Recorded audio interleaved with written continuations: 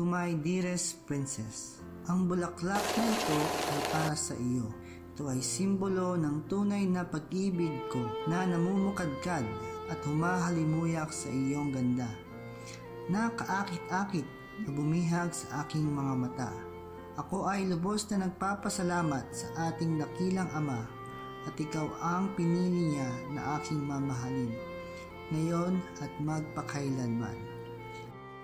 O aking prinsipe, tula mula sa iyong prinsesa. Simula ng 4 na taon ang nakaraan, ika'y aking natagpuan. Iyong mukha'y tumatak sa aking puso't isipan. O anong saya kapag ika'y aking nasilayan. Masaya ang puso pagkat ika'y aking kapalaran. Sa ating Ama na siyang lumikha, ikaw ang buhay ko ngayon at magpakailanman.